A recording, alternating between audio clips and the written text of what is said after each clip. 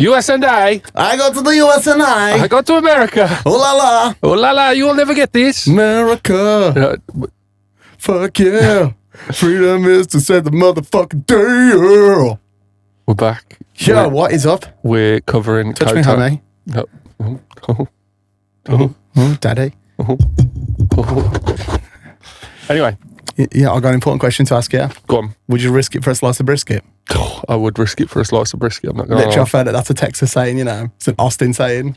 I had to clarify with my brother. I literally, like, I haven't spoken to him in like a week. I messaged him. I was like, "Ow, is this the thing?" He's like, "Yeah." Yeah. Very nice. Brisket. Anyway, COTA. We're going to be talking about COTA. We're definitely going to be talking about COTA. What else are we going to be talking about? Well, McLaren's weekend wobble. Fuck, mate. More stuff about COTA. Yeah. Ferrari, the prancing horses, they ain't doing tagliatelle tactics now. They're doing More stuff about COTA. They're doing lasagna tactics. And then, obviously, we're going to dive into an early look at the Mexico City GP and I'm what to excited, expect you this know. weekend. I'm excited. Do you know what I'm most looking forward to? The Mexican Formula One theme. Do you remember it with the mariachi band? Yeah. Do you know what I'm looking forward to? Whoever wins, because obviously they've got the car lift at Mexico, haven't they? And was it Verstappen last year when he came up on? Of course, it was Verstappen last when year. he came up in the big fucking sombrero. Yeah. One of my favourite. I feel that humanises Verstappen. That does. No, I think Verstappen in the Elvis costume in Vegas is what humanises. I feel Max, like, say he's such a machine when he hates doing that like tacky crap though. But fantastic, I'm here for it. I love it. Anyway, you know, somebody Red Bull PR is like, you know what, guys, you know, it'd be really fucking funny if we do this thing that we know is going to piss Max Verstappen off, but do it anyway. Anyway, whilst Dom gives you some ASMR slurping, maybe not. Go on. Before we get started, what we're going to talk about? Well, what do you want to talk about? Well, you know what, obviously, Verstappen, mate, he looked great this weekend. Well, the last couple of races, he's looked really in control of everything. Look, the pace has been there. The car's been there. But the thing is, obviously, like, and we've spoken about this off camera, but Red Bull have had a new floor to the cars. I have a floor, la la la. I have a floor. Don't know what the Borat reference is about today. One of them days when you don't want to wake up. It is one of those days. Actually, I can't make Limp Bizkit references at the minute. It hurts too much. Cuts deep. But yeah. Yeah, so obviously Red Bull had a new floor. But you know, I think the biggest thing at Red Bull is it's the management switch up. Yeah. And again, we've spoke about that. But obviously with Lauren Mekes being in. Well, everyone feels a lot more relaxed. And when everyone's relaxed, everyone performs better. You know what? I feel that people are probably being looked after better as well. Yeah. The catering budget ain't a problem anymore. Well, it's not even that either. Like, I mean, I know we joke about that, but it's probably one of those ones where people aren't thinking, I've got to make sure I'm doing my A game, otherwise I'm going to lose my job. Otherwise, Horny Horner's going to slide in my DMs. Yeah, otherwise Horner's going to come. Otherwise, like, Horner's going to come and bite me over it. Horner's going to come. Just full stop. Fuck's sake. Anyway, let's move away from Red Bull. You know what? We're going to try and do an episode one time where we actually try and have a serious conversation, but then one of us will just set each other off. But anyway, yeah, back onto the point in hand. Unlike Horner when he's got something in his hand. Norris. No, I'm finished. I'm finished with Horner yet. Oh, God. No, but as I said, like, obviously, I think with Red Bull, as you mentioned, like, Helmut Marko's on the way out as well, either due to retirement or to step down. And I think it's bringing fresh air into a team. Fresh air and somebody who's come from the underdog, who's gone to the better team and has shown that he can make... I mean, look at Racing Bulls now, since he took over them. And then now he's running Red Bull, and Red Bull's looking really good again. So I think there may be less no's now at Red Bull. In terms of, like, when somebody suggests something, I feel sometimes they'd be like, look, this could work and give us this much more of an edge. And I feel rather than it being, no, that, what does Max think of this? What does such and such? I feel probably the process might be a bit easier. Well, I think, so I don't know if we spoke about it on the podcast, but we definitely mentioned before about if Red Bull kind of doesn't start performing better overall in the next, like, couple of seasons, Red Bull will probably pull out of Formula One. But, like, after seeing... No, we've never spoken about this. I don't know. No, but that doesn't surprise me because obviously, again, it's... Well, you got to think, like, realistically, Red Bull, they're synonymous with winning, or at least performing very, very well. And performing ridiculously. Yeah. And like being like... They haven't really been doing that this season. The greatest of everything. Yeah. Don't get me wrong, Verstappen has been performing very well. Verstappen's been born... But when you look back to Red Bull previously with all of the Rebel and driver lineups that they've had, it's always been pretty good overall. Oh, it's always been good. The driving pairing has always been good. I mean, look at Danny Rick in Red Bull. Mm-hmm. Beast. So, yeah. But yeah, obviously moving on. Norris still fighting off Piastri. Still fighting, but Piastri off the pace this time. That's what you've called it. Now, I want to lead with this. I think with everything that's been happening at McLaren at the moment, I think Piastri's got so much in his own head, and it's got to him this weekend. And I know you said that obviously with Lando, we've come at the break, and he's...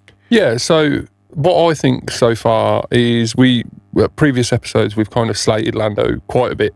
And coming back now, it's more like that. We'd always joked that Lando had bottled it, or he would bottle it coming up to a race or an event or whatever. And I feel like so far, like coming out of the summer break, I feel like it's the complete opposite, where he's actually doing better overall than Piastri was. And yeah, I feel like it's more, as much as it kills me as a more Piastri fan than a Norris fan. No, I agree. He's doing much better, and Piastri's kind of... He's showing fantastic race form. And it's one of those ones where, like, if he does end up getting the championship now, he deserves it. Yeah, definitely. And like that obviously moves on to, like, the championship standings for me. It's like, it can be any of them. It can be any of the top three now. And I only want to sprinkle that in just for a little bit of content to keep you listening, because we're going to talk about that a little bit later. But I do think... Oh, there's definitely more points to that coming up. But Mercedes... No, Ferrari. Now, as we said, me and Dom we play a lot of the F1 games together. We actually played F1 25 and we decided we're not actually going to do a long series because it's meh. The only thing that's good about it is that the driver lineup is current. Yeah. Other than that, and the graphics are a little bit nicer. Yeah, but it's not. It's not like 50 quid nicer, is it? No, it's not 50 quid nicer. I'd rather go and have two shababs. Shababs, indeed. You are giving me the shittest ones of these today. I didn't. There we go. Respect. I didn't clench my fist in time. Anyway, so Ferrari. The point I was making. God, we're so ADHD.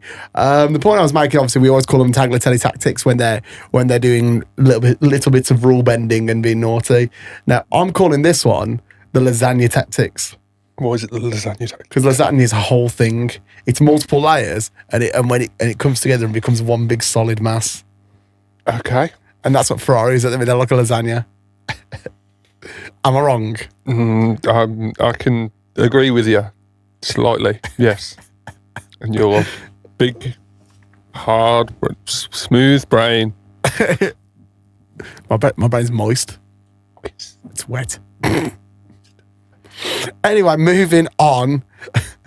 Mercedes hanging in the middle field battle. Now, I don't agree with this. I think Mercedes they've been in the middle of the pack, but George is looking good and Kimi's getting better.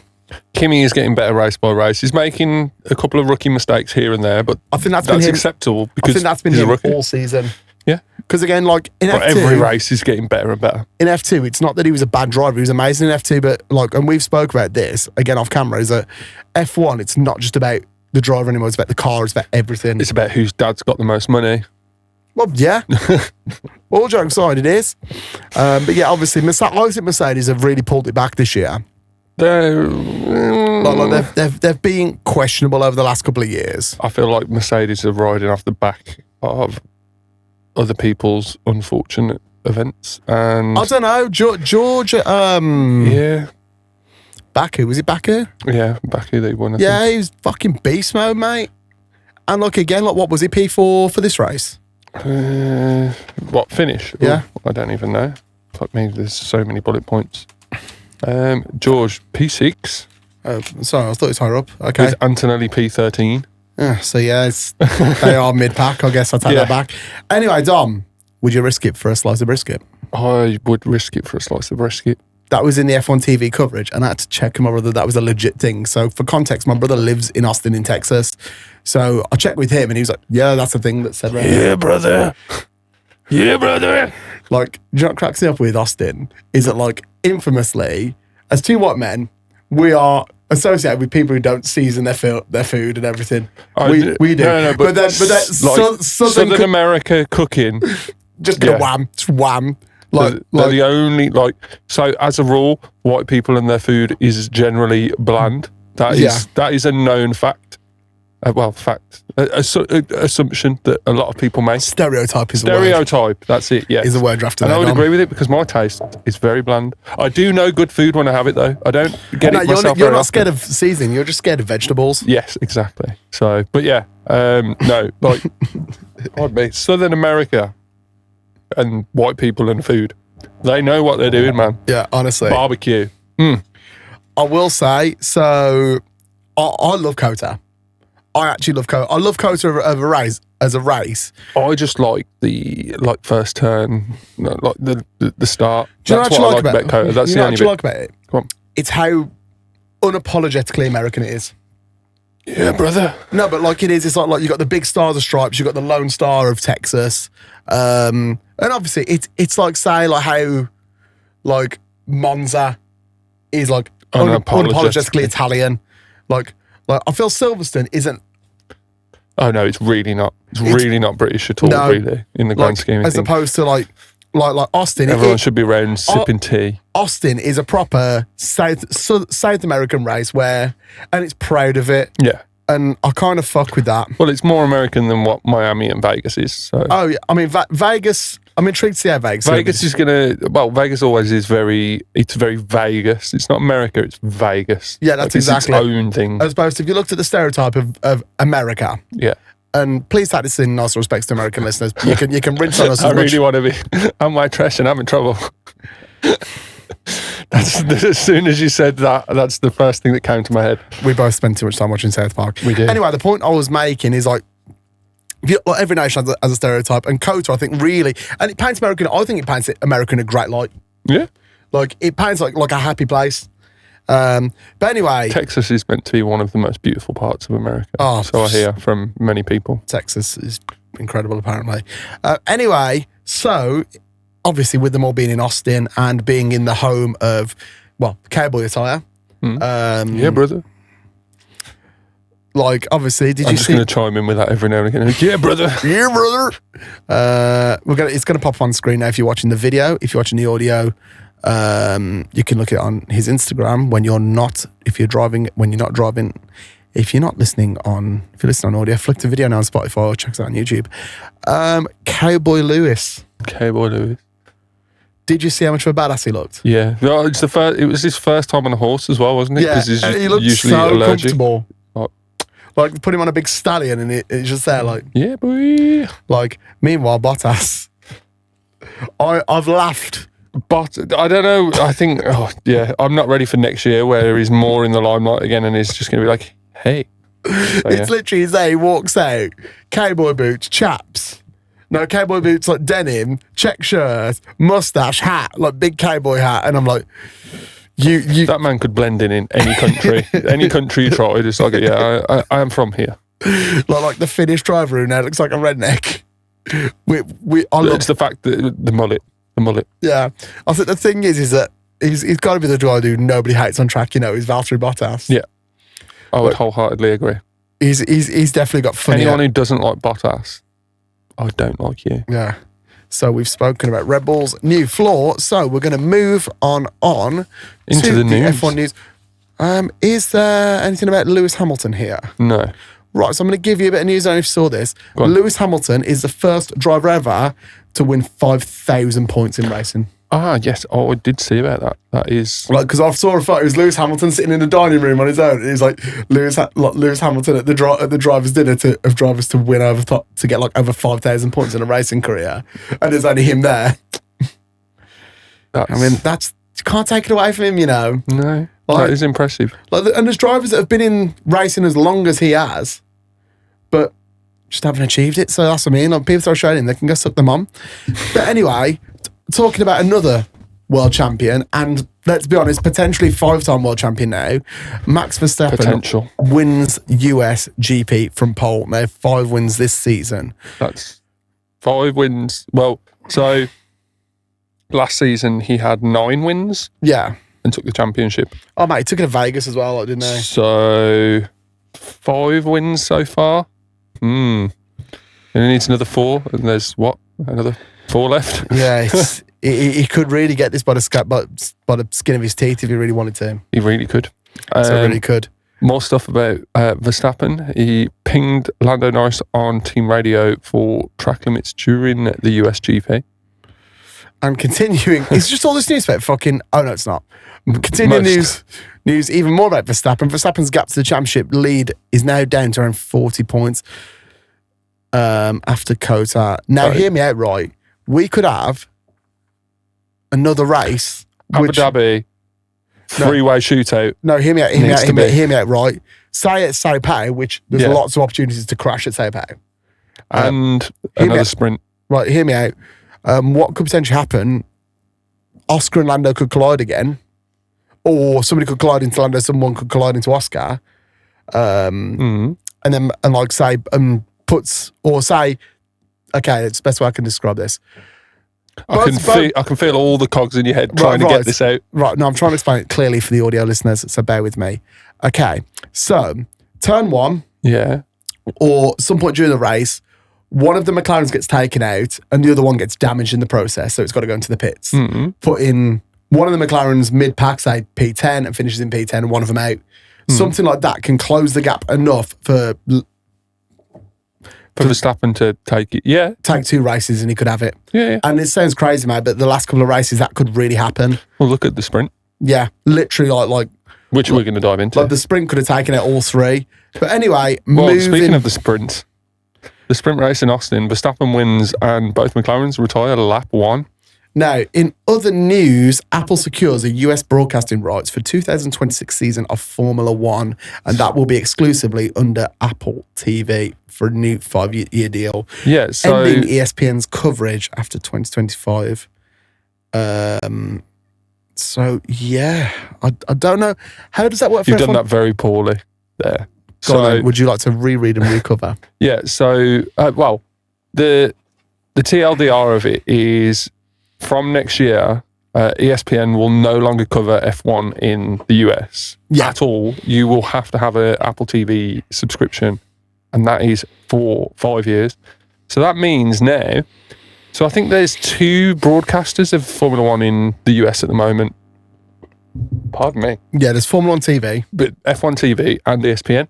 So most American sports fans have ESPN on cable because... Yeah, it's like us with Sky Sports. Yeah, it's pretty common. And now that F1's kind of become as big as it has in America in recent years, they've just kind of taken the ease of access away. Now, all you diehard Formula 1 fans in America now that are kind of locked in and want to know what's happening, they'll sign up to Apple TV without a shadow of a doubt. It's what they'll do because they want to watch it. F1 TV won't be a thing in America anymore. But it will exist in Canada. So, so there's that. But speaking of which, this episode is sponsored by NordVPN. But it's not. I wish we were. It's now a point of I think the reason why Formula 1 was so easy to get into for Americans was because of the ease of access, where if they've watched, very stereotypical of me to say here, but NASCAR on ESPN, Formula 1's there right after. They've already got 500 or all these things, and like the baseball or the hockey, basketball, the football, literally, like everything, soccer for them. All of that is on ESPN. Yeah, they're already paying for it. Yeah, it's another sport that they could have got into, and now they can't. So so I feel like that was probably the stupidest move for considering. I mean. It marks F1's first full move to a streaming-only platform. So it's not even like it's not on TV. You'll either have to have a smart TV, which most people do. Most people's TVs are Apple. But have you used Apple TV? I remember using the Apple TV, as in the little set-top box. That was pretty cool back in the day. I paid for Apple TV for one TV series, and I can't remember what it's fucking called. It's the one where I can't remember. It's written by Ben Stiller. It's fucking sick. I do actually recommend TV series with Ben Stiller. No, it was written by Ben Stiller. Oh right, okay. Give me a second. Sam's going to do his research with that. I think. I just think it's a really stupid move. Severance. Oh, okay. Severance. That's literally. I paid for Apple TV to watch it because I wanted to watch it in 4K HD, like 10-bit HDR and all that shit. And then as soon as I finished, I cancelled because I was like, nah, fuck this shit. It just feels that moving to streaming only seems like a terrible idea because you've got to think like I don't know if this is just how it's. They're going to have as good streaming experience, and this is Apple. But they're going to have as good streaming experience as ESPN or as F1 TV Pro. Yeah. Because the thing is also is that, and this is nothing we have to consider now, like, will the on-device apps be Apple only? Yeah. And I know that sounds shit, but that's the move that Apple plays. That is the move that Apple plays. Well, the other thing, the reason why I think Apple have kind of gone for it is because of the F1 movie. Yeah. Which was obviously an Apple original movie, and they've kind of pushed that. And just for context, Apple TV is on Android. Yeah. So you can get it on pretty much everything. Yeah. You can literally just stream through a browser as well. So okay, that's better. Yeah, but it's I think I just think it's silly. I think there's been some serious money on the table to that. Oh, 100%. Like billions. The fact that ESPN are no longer part of it is just. I mean, I know ESPN infamously had a really cheap deal, like where I swear to God they had like the. I know it was really cheap because they had. F1 in America was shit, weren't it? Like no and one again, watched it, hear me out. Like, surely that deal should have been kept with ESPN because they're the ones who kind of brought it to life. Bring it, yeah. On the flip side, right, what's going to happen to Drive to Survive? Because that's a Netflix series. I think that's different though because but the broadcasting rights to F1 in America is Liberty Media. Yeah. So obviously they've licensed those to Apple, but Drive to Survive is Liberty Media. Yeah, but Drive to Survive would have a separate deal with Formula One, as a global brand. And Formula One's everything Formula One is owned by Liberty Media. Yeah, so that's the broadcasting rights, everything. Yeah, but Drive to Survive is Netflix. Like it just is. Well, it's a Netflix series. You know what? Let's hold the thought on that then and see what happens. And that's not me throwing shade. That's just no. I can see Apple going for the jump on that. I don't think they. Yeah, I think. Which I think I might have to go and have a little chat with Firestick Kev after that. Firestick Kev. Speaking of which, have you seen that they don't run Android anymore? What, Firestick? Yep, they run Linux. Oh, because of people side loading them. Fair. So they're going to run Linux, which is even easier to get into the back door of. Oh no, it's like a custom distro that you can't do anything with. Oh. Well, that's what they say for now. Yeah, I was going to say for now. For now. Till some.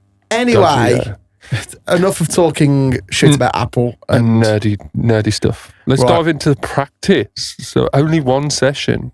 Yeah. Because there's a sprint. So, I mean, I don't know did you watch practice? But when we had it on earlier. I don't think I did. So there was an absolute shitload of traffic. I think it was Gasly was moaning about it. Where no one could really get a push lap in. Yeah. Because obviously they have all 24 cars on track, but it was no one could push. 20, sorry, yeah, I said 24. Was there many fucking cars? What? Well, that is going to be 2 years time. Oh yeah, Audi and Cadillac. Audi's replacing Sabo. Oh yeah, 22. Sorry, 22 cars. I thought then I was like, I know there's 22, but is there more coming? Yeah, no, 22 cars. So loads of traffic on track. Stroll calls a red flag. What a surprise. Honestly. Sainz had a gearbox issue. Oh no. But no, honestly. Oh no. I know that Mario's Italian. I was trying to do my Mario voice and then it's Spanish. Never mind. It's racist. No, but honestly, I felt for Sainz because he seems to just have that Williams seems to have gearbox issues. He just has issues because as soon as he starts performing well, the car goes, ha, no. Ha, that's enough of that. Yeah. We don't do well. Esteban Ocon literally, mate, like I'll show you the clip in a bit, went flying into the wall because like he was pressing his brakes and just nothing happened. Been there. Yeah. Leclerc also had gearbox issues. Yeah, you've literally been there actually. Yeah. You're not so have I. I went there in the Mazda, went into the back of, was it a Kia or something I tapped? In the Mazda? Yeah. Do you remember when I like smashed all the front end up and had to put a new wing and front bumper on and everything? Oh, yeah, but I don't remember. I wasn't there. Yeah, literally, there was a dent, literally probably a 2-inch dent in the back of this car that you could pop out. With the like whole front end of your car. Yeah, and the front end of my car was like, hey, you guys. was like mangled. But yeah, obviously, also Leclerc had gearbox issues and had complained of the smell of oil. What do you think Ferrari did? Must be the oil.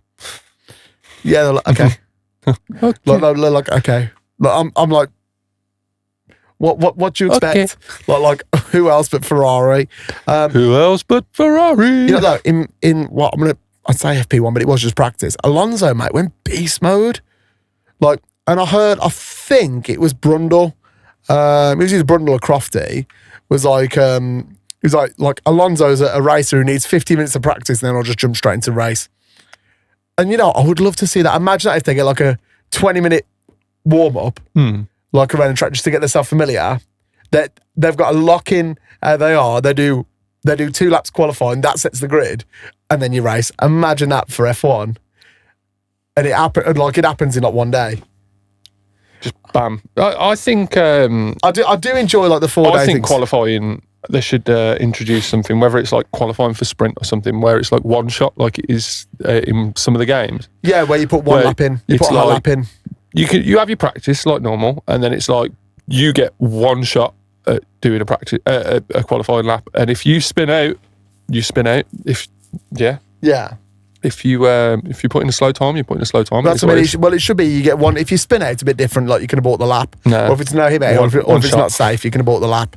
But like, say for example, the time you put in is the time you put in. You can't push for a faster lap like some people do. Yeah. Like it should lock in. That would make the sprint definitely more interesting. And you know what? Obviously, we know what happens with Piastri, but I thought he looked great in practice. He looked really in good form. He was driving hard. And then it kind of all went downhill from there. Which moves us on to sprint quali. I mean, Lewis was just being a tyre whisperer. As always. Matt, I don't know how he does it, you know. Like, I mean, I say that. Was it Max in Baku who made like a set of mediums last like some like 34 or 35 laps or something? Do you know what? George is really good at that as well. Yeah. Though. I've got to give him that. Every driver was complaining about the wind. Apparently, they were getting blown around everywhere. It was windy. Yeah. So, in the qualifying, Tsunoda, Ocon, and Bortoletto didn't actually get an outlap at the pits because they were sat in pit lane traffic. And they were sat there for so long they literally didn't get out. Or I think they may have just got the start of an outlap. Now, obviously, we said about Sainz's gearbox issues, but in actual qualifying, they both looked really good. But you know what? What the fuck was Hülkenberg's pace about during the sprint quali? I didn't catch any of it. So. Yeah, mate, literally, like, he got P1, and then obviously he was taken by Verstappen for P1, and then was it Lando on P2? I only caught the actual sprint. Yeah, sadly. Which that's all we need to know about that. But anyway, time to talk about the elephant in the room. Go on. And it's not your ex-girlfriend. Okay. I can throw as much shade at her as I like. Carry on. Right. What the actual flying, fandangling fuck was turn one? Oh, yes. I reckon Verstappen paid Hülkenberg to take out the McLarens because it was 100%, in my opinion, Hülkenberg's fault. Now, hear me out. This is what I reckon happened. And I was speaking to, don't know how I can describe them. I can never remember their names. But, you know, they're like a couple. She's always in like a Ferrari shirt and he's always in like a Jordan shirt. They sit on that long table at the top in the same two places every race. Yeah. They're both really nice people. And literally, he went up to me, he went, I guarantee Hülkenberg was like, when he got in the garage, when he got in his car, he was like, here guys, watch this, you ready? Like, it is like, this is going to be fucking hilarious. And because if you look, it's like, he was there, and fair enough, Piastri made the cut, but Hülkenberg went, sorry guys. Hülkenberg drove straight into fucking... Hülkenberg, did you when we go-karting? Yeah. Hey. Not all the time. Still haven't got over that you did me by 1/10 of a second. I did you by 1/10 of a second. Yeah. Remember that. Put some respect on my name. Respect, pa. Yeah. But yeah, did you see? Like, it was when it cut to the wide shot at the back. You just saw Lando's tire just going he's like, see ya. Yeah. Just rolling through after it, and everyone else has like drove past it to avoid it. There's a rep from Bridgestone chasing it. Pirelli. Oh, anyway, and it was Lando's radio call that did me. He was like, "Yeah, someone just wiped me out," and they're like, "Yeah, we'll look into it." And I was like, "Yeah, that guys, you know, who just wiped you out, it was Oscar." Yeah. So. Sonoda dragging Hülkenberg's front wing around after that incident as well. Yes. Oh, my car seems so much faster with this green wing on the front. Yeah, that's Hülkenberg's. Like, honestly, like it, because I remember I was DJing like a private event, and you texted me like, "Please tell me you just caught." Where was I working? Yeah, you were at Cuba. Oh, yeah, that makes sense. Yeah. Because I just remember you texting me like saying, "Please tell me you caught that sprint." And at the start of sprint, I was like, "Nah." And then literally, I opened my phone on Instagram. It was just turn one. That's why I texted you. I was like, "What the fuck just happened?" Turn one chaos. Honest, mate, we haven't had chaos like that. You know, it was like was it Spa in the 90s? Yeah, like when there was just that fuck off crash at the start. 94. Jordan won it. No, was it 98? It was 98 where Damon Hill won. Yeah, but what I will say is, like, obviously with the sprint, there's so many laps under the safety car. Sorry, that's just reminding me of that race at Spa. That's where fucking Michael Schumacher goes for, is it Coulthard? Where he like dives, like just chasing him down the fucking pit lane, holding his helmet, like I'm ready to do him in. He's like, I just got hit in the face, but oh no, you got hit in the face by Ayrton Senna. Oh God, I can't remember. But yeah, someone gets hit in the face by it. But I've just been hit in the face by Senna. This is the greatest thing that's ever happened to me. This will be the most famous thing that'll ever happen to me. Literally that much so that we can't even remember what their name was. Yeah, just the fact that Ayrton Senna punched him in the face. Yeah. You know, I keep saying this, we need more of like drivers like... We need more of drivers scrapping. I don't know, it sounds stupid. But back in the day, like drivers, like they go and fucking kick off at each other. Imagine Tyson Fury as a Formula One driver. Imagine Conor McGregor. What? We need an Irish Formula One driver. That's it. Yeah, but they've got him like slightly pikey. Yeah, slightly. 100% pikey. Has to be. I've just realised that's probably a bit of a derogatory word, but you know, we're Is it really? Let's call Robbie and ask him.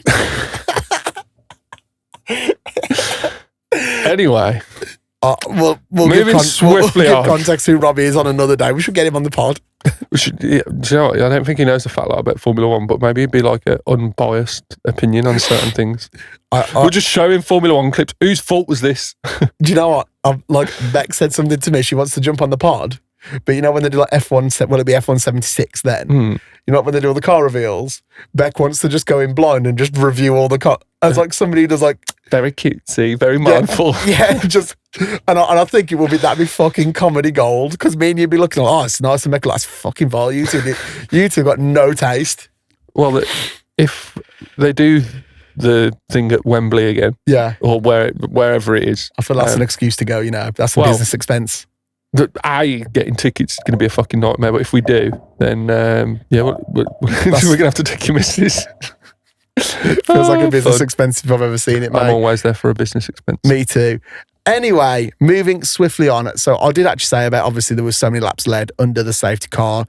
Obviously there was a George and Max battle at lap 8. Very bold of George. Mate, it's ballsy, you know. Yeah. I think it was... Would I have gone for that move if I was George? Probably not. But that's why he's a racing car driver and I'm not. But yeah, I think it was a bit I think if he would have held on for like another lap or two, he would have probably had a better opportunity. Maybe. But if you don't know, you don't. Yeah. No, yeah. I think sometimes that's like George is taking more opportunities. If you don't go for the gap, you are no longer a racing car driver. So yeah, 100%, mate. Like, there you go. Like I thought it was fucking ballsy, but I fuck with it, you know. But you know what? Lewis, you know the dive on Leclerc? Yes. Mate, I watched that and I was like, God, this is like, when did Lewis start F1? Was it 2008? 2006, I think he started, maybe. I don't know. But it felt like that. It felt like I thought his first championship was 2008. But it was like watching him his first ever, like watching him when he was new to F1 and like how he used to attack. Like I watched it and I was like, God, Lewis, he's still got it, you know. I mean, what's 2007? Yeah. So weigh in on this. We were both wrong by a year. Yeah. So split the difference. So yeah, what were your thoughts on that for an overtake? I think again, or am I just getting gassed up for Lewis? In the sprint. I don't really remember it. I'm not gonna lie. It don't stand out to me. So when you were talking about it, I was like, oh, I thought you were on about when they were fighting each other in the race, and then they called Leclerc into the pits. It's like,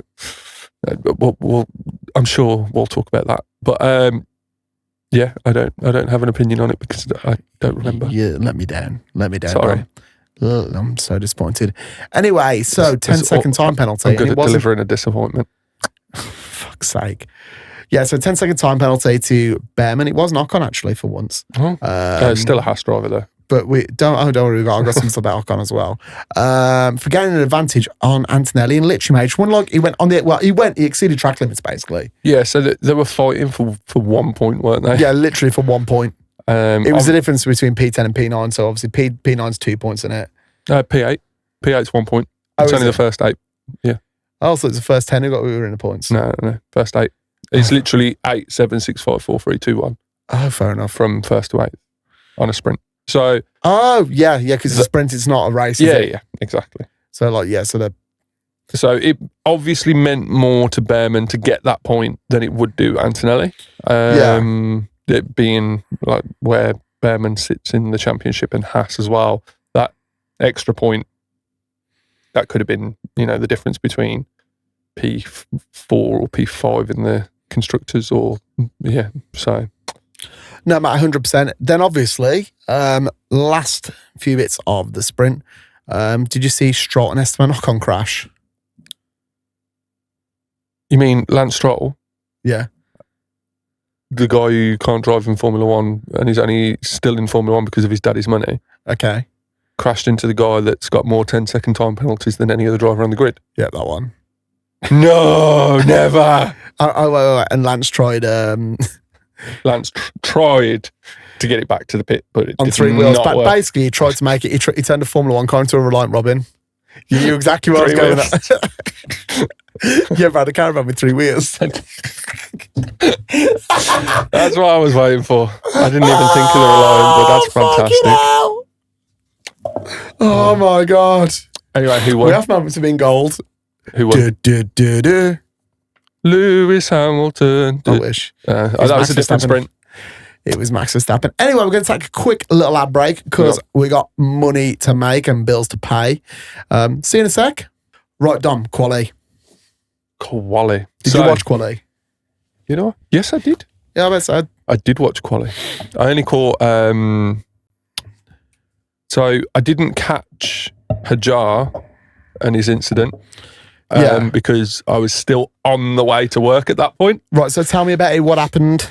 I don't know. I wasn't watching it at that point. Oh, right. Well, the note that is written down here. It's written down here, you pillock. So Isaac Hajar bins it I'm sorry. I fucking 6. love that insult. Like, you pillock. You pillock. You I haven't heard that in a while. You utter pillock. It's a very British one, isn't it? It is a very British one. Right. Anyway, tell me. Sorry. So Isaac Hajar, like a pillock, binned it into turn 6. Yeah. Literally, so he binned it in the sweepers. And I'll be honest, mate, did you see it? No, Mate, I haven't seen any of it. I've asked you this twice now, mate. It was a proper crash, you know. A proper crash. Mate, it's a crash you'd be proud of. Oh, thanks. Literally, like car mash up in the Armco barriers. Did you see that Albon's time? No. In Q1? Literally, I think he put in a time and it's put him into like P13 and he got deleted, so he was like out of Q1. Oh, wow. Because he exceeded track limits on turn 40, I think it was. Obviously, moving on to Q2, keeping it short and sweet. Lando needed a new wheel. A new steering wheel, wasn't it? When he's like, guys could do with the new guys need a new steering wheel. And the minute he said that, all I heard was, gloves and wheel. Gloves and steering wheel. Give me my steering wheel. Gloves, wheel. That's all I could hear. I'll be honest, mate. Piastri looked emotionally done in quality there. He did. He looked like he'd had enough. Full show. Like, honestly, mate, I'm with you, Piastri. I'm done with it too. Step up. Like, honestly, mate, as I said, like, my heart really went for him because I'm like, Piastri's a fantastic driver, and it just, you could see he was like, I'm just done. I'm just so done with it, and that was heartbreaking to see. But mate, Verstappen again, just going fucking beast mode. I mean, he really can drive a car on a knife's edge, you know. He can. Like, and he complains about it being shit the entire time. Oh yeah, man, just 100%. I mean, like, imagine, right, in qualifying, you're 4/10 faster than everyone. And before we go into the race, there's something I want to speak about Verstappen. But before that, did you see Leclerc's beautiful pirouette, but still take P2? Yes. Just coming out of the final corner. Yeah, taking last turn. Well, like did a full spin round, 360, didn't it? And then still putting a fast and a flat to take P2. That was absolutely unreal, mate. But what I was going to say, and I can't remember if we spoke about it. I spoke to Jack about it. And do you think, and hear me out, Max Verstappen is the greatest racing driver of all time? And that's not just Formula One. I mean, as a driver in motorsport. I don't know. Need to see him in a rally car, innit? And the reason why I say that, and I actually think he is... Chuck him in a rally car, more wigwam. Yeah, because that's the only thing he hasn't really done, because he can drift. So we've seen him do that. We've seen him do that annoyingly really well. Well, he stalled it the first attempt that he got in one, didn't he? He was and like, then after that, he was like, oh, like he saw, he was like, oh shit, right. And Mark was like, yeah, give it more. And he was like, okay. And then just sent it and just smashed give it more. This is a rotary. But then obviously, like, there was this performance at was it Le Mans 24? You're on about his endurance racing. Yeah, like where he won. Yeah. And there's just so much, mate. And like, I know we throw a lot of shade at Verstappen, but I will never take away that he is an unbelievable driver. I will always say Ayrton Senna is the greatest Formula One driver of all time. He might be the greatest driver of all time, but do you know what I can say that Max Verstappen can't? What? My dad loves me.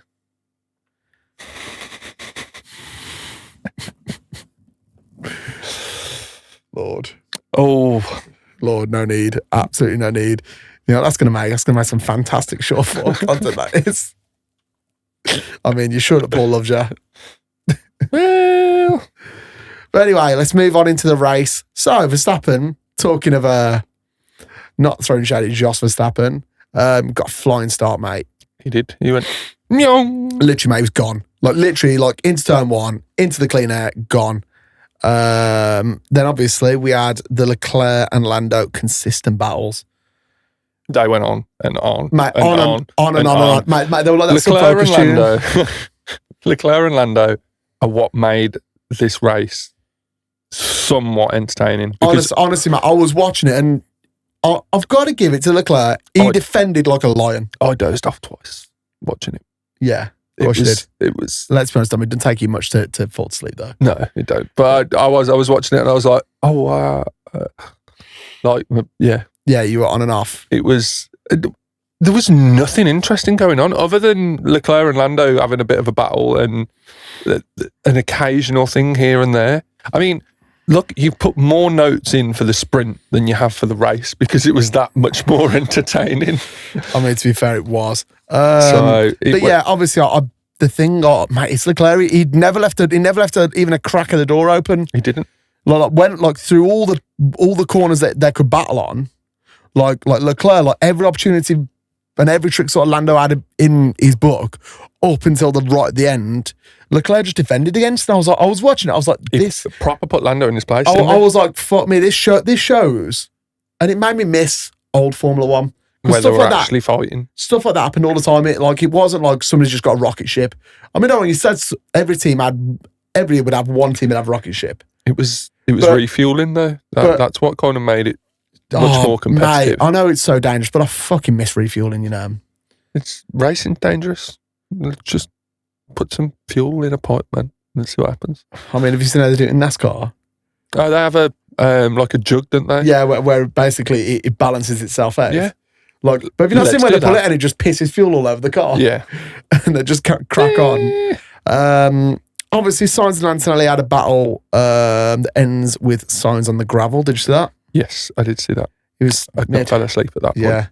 I only dozed off. I was literally must have closed my eyes for about a minute. One of the funniest things in this was Ferrari pulling some of them Tagliatelle tactics was Lando got 3 strikes. And literally they said it was after he passed him, and I swear to God, they were like, Charles, just a heads up, Lando's on 3 strikes, so do with that information as you will. Don't be afraid to push. And I was like, there it is.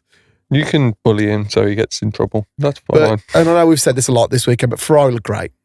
Both the Ferraris looked great this weekend. And Sir Lewis, he didn't have the pace on Leclerc. I can't take that away.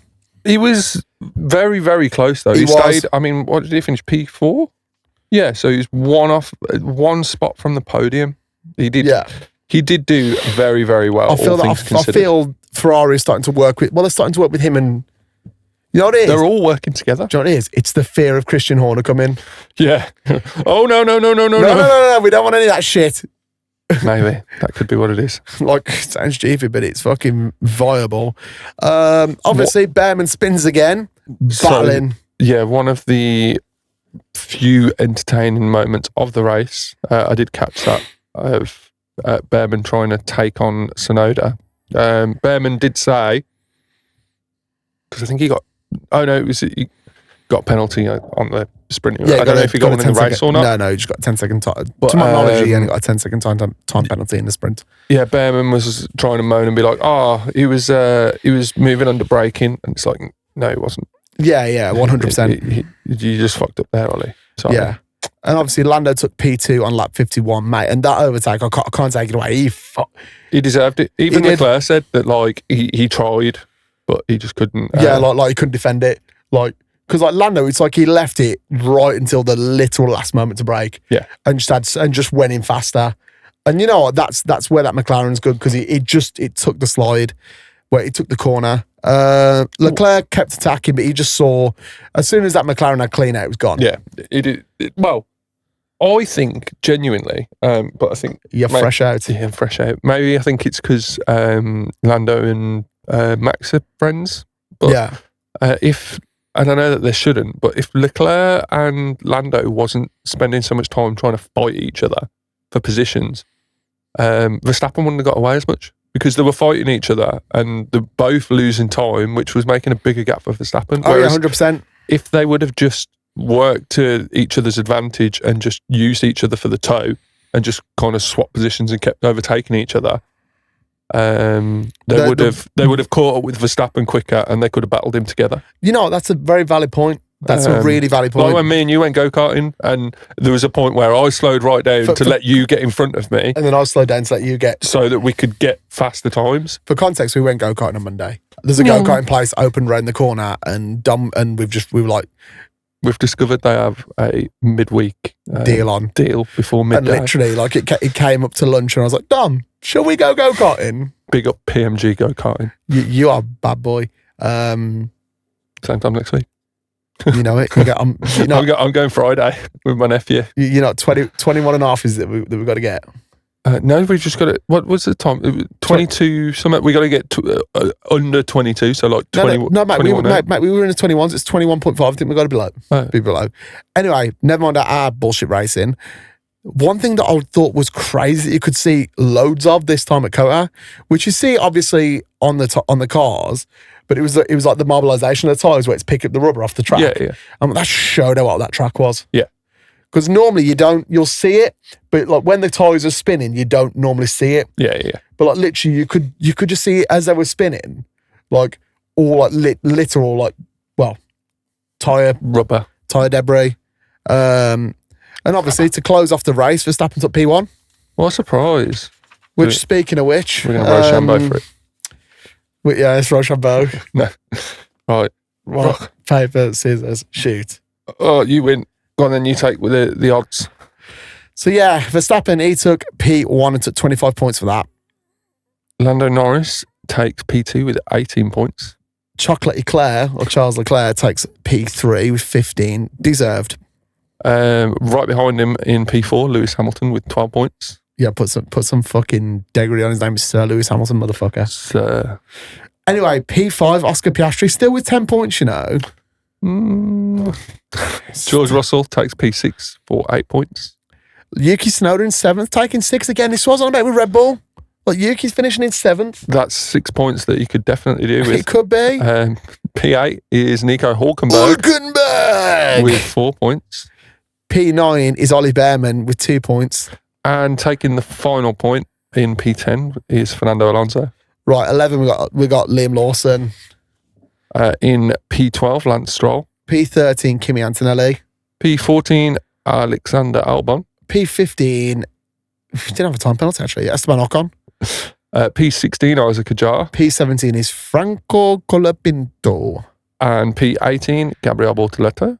P19 is Pierre Gasly. And last but not least, with the DNF, is Carlos Sainz. I guess you have got to ask because he ain't a smooth operator. Yeah.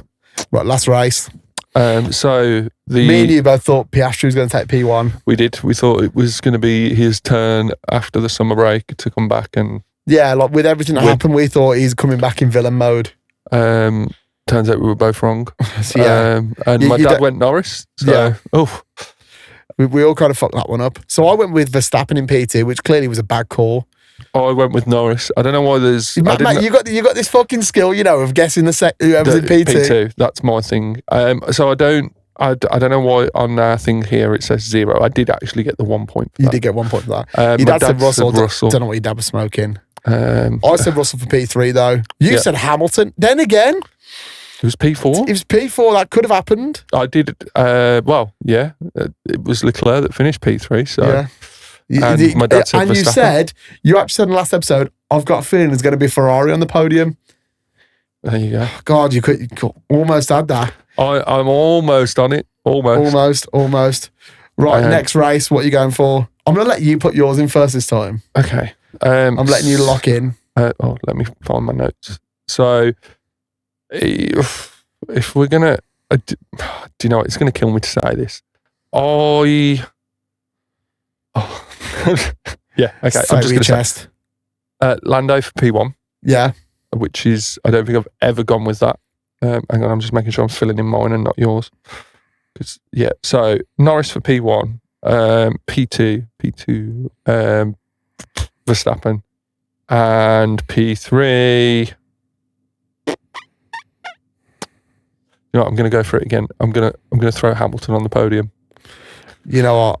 I'm going to agree. I'm going to go Norris for P1. Yeah. Who's your P2? Verstappen. You know, I'm just gonna agree because you've got good luck with P2. Okay. And then I'm just gonna give him a fighting chance and say Piastri in P3.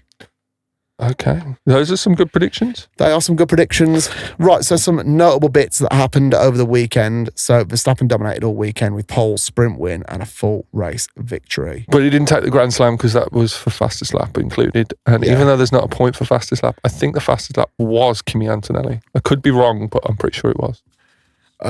His win cut the gap down to Piastri to around 40 points with 5 rounds left. So that's what I was just about to look for. The current point standings. So Piastri is at the top with 346, with Norris right behind at 332. And exactly 40 points between Max Verstappen and Oscar Piastri, because Verstappen has 306 points. So yeah, that's yeah. Norris finished P2 ahead of Leclerc, closing slightly on Piastri in the standings. Again, what we spoke about just so. Piastri struggled with pace and tyre life, finishing P5. Is the pressure starting to show with him now? Red Bull's new floor and side pod upgrade looked to have brought them back into the form. Into form, and I really we've said about this a lot. Is that new floor and especially the side pods? Like it's made Red Bull done something. It's made them a force to be feared again. McLaren is still strong, but the internal rivalry bubbling again after team strategy debates. Now, did you hear about Lando facing repercussions recently, or it was like Zach Brown said that he's got I saw something about punishment, but no one knows what it is. And it's like, oh, what is it? Plot twist. They paid Hülkenberg to take them both out to be like, do you guys want to fucking deal with more DNFs like this? Yeah, well, fucking... Yeah. Behave yourselves. Anyway, Ferrari's best showing in a while. So, yeah.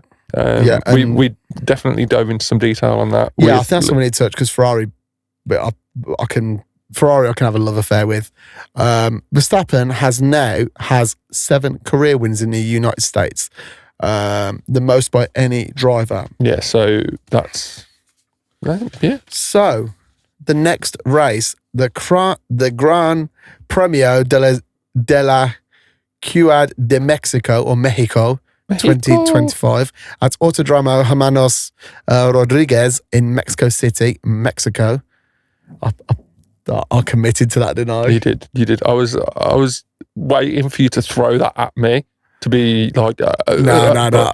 Yeah. I mean, if I really want to go for the Autodromo Hermanos Rodriguez at Mexico City, Mexico. It's like I was learning Spanish for a bit, wasn't it? So the race will take place this Sunday, the 26th of October, 2025. I just realised that's racetrack Mr. Rodriguez.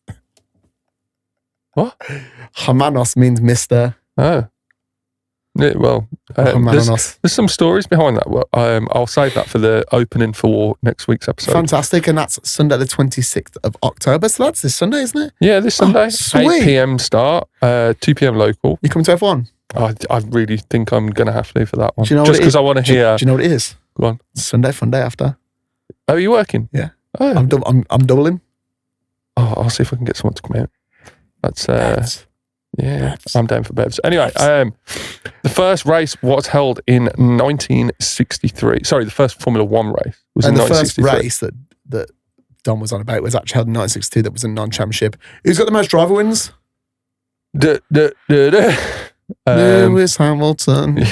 Max Verstappen takes the most wins as a driver with 5, which leads to the most wins with a constructor, which is Red Bull Racing again with 5. Clearly fucking Max Verstappen.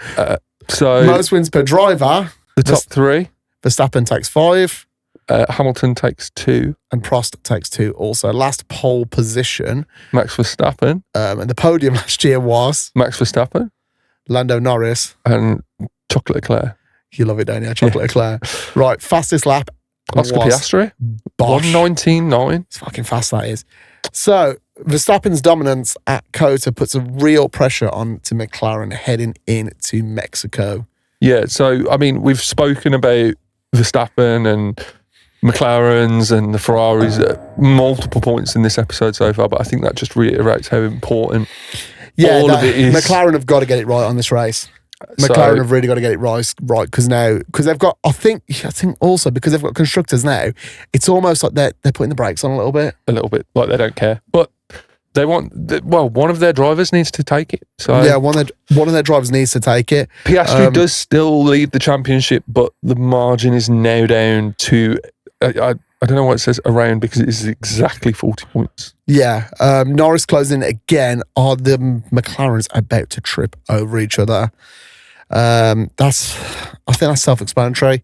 Yes. And it's It's the yeah, short they version are of about that. to trip over each other. Obviously, you said about Ferrari, like normally they look like shit show at the end of the season, but they're looking good. They've done an Uno reverse card. They've pulled the Uno reverse card, and they looked a bit shit at the start, and they looked good at the start, went shit, and then they got good again. Mercedes, they are still lost in the midfield, but as you said, upgrades are coming, just like Ferdy said, Christmas is coming. But the time is running out. Time is running out, so can they get them rolled out before they have to basically abandon this car for the new setup?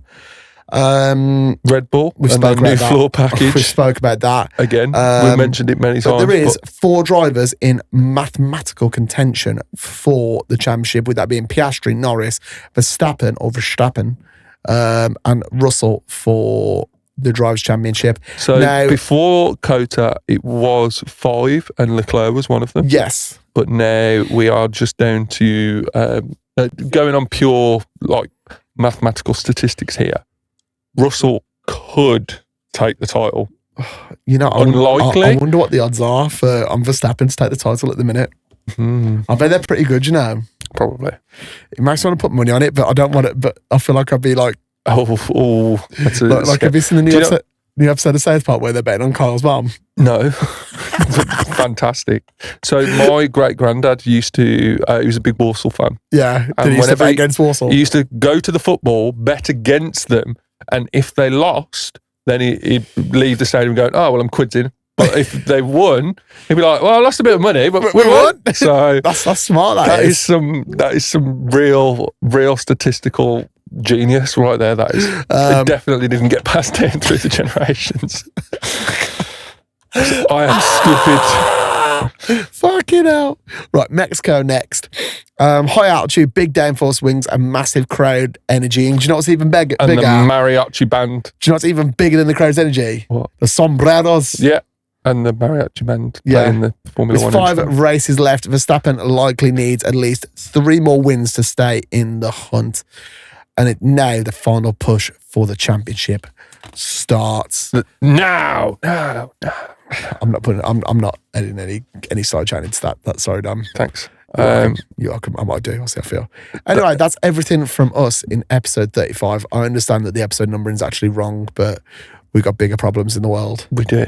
Thanks for sticking with us through the Texas chaos. Yeah, it definitely was a bit mad, wasn't it? We will be back next week to break down all the action from Mexico City.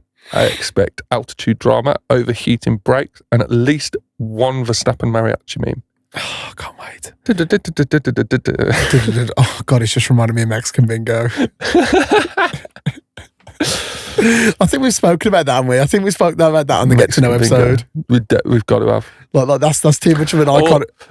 All that I can think of in that particular venue the once was when it was kicking off and there was bouncers chasing them around the fucking venue and you played the Benny Hill theme tune. I remember seeing him on the door, lads, and he just fucking lost it. Not in anger, he just pissing himself because he was just... This geezer's just running around the dance floor. Because they couldn't catch him because he was like slippy as fuck, wasn't he? That was... It was Diddy. Speaking of which, we found a random bottle of baby oil in the loft of our building this week. Anyway, as always, make sure to follow Box on all the socials. That's on YouTube, Insta, TikTok, and all of the above. Dom, I took your thing there, but where can we find you? You can find me at DJ Dom Cook. Where can we find you? At Sentio Silvano on absolutely everywhere. If you haven't already, drop us a review. If you're enjoying us and rabbiting, send us your predictions. We might even read out a few. Who knows? Yeah. And we'll see you after Mexico. And remember, if your strategist says it's plan A, it's probably already gone wrong. Yeah, probably. Anyway, y'all be good right now? That was tame. Yeah, that was pretty tame. Would you like to go again? Yeah, hang on, let me line up. Let me get Commit. that was okay. I did. See you later, guys. Love you, bye. Bye, have a wonderful time. Bye, everybody.